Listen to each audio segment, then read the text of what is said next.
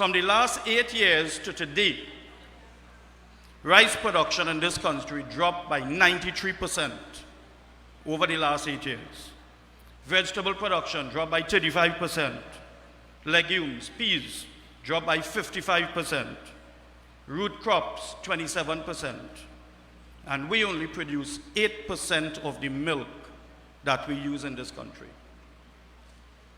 We import over $180 million in milk annually. We have moved from 150 dairy farmers to just about 75. And that is the backdrop that I'm going to use. In 2015, we had 93 reports of Praedial larceny in this country. In 2016, the mechanism was still working, so we had 73.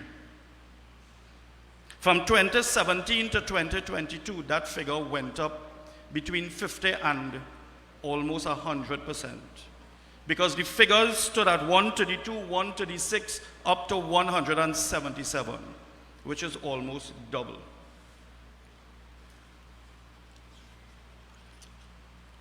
One of the largest issues facing food production is the issue of Praedial larceny.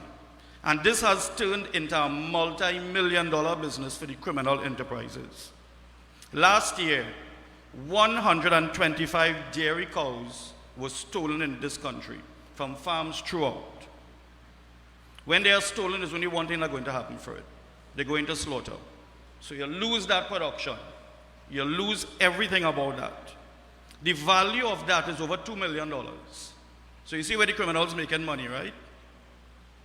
Criminals, bandits could come into your farm, steal animals, put them in vans, drive down the road, and they will not get caught.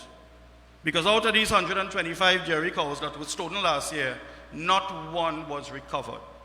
No one was arrested for it. So in broad daylight, they go in, and they're not being held. Why? Because of the Praedial larceny unit. The Praedial larceny unit has been left without the proper, how should I put it? Without the proper leadership, without the systems, without the resources to carry out their work, without the proper legislation.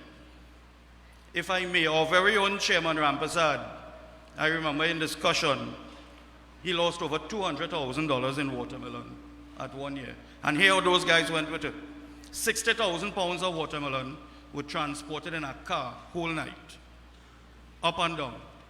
Nobody stopping, nobody checking, nobody doing anything.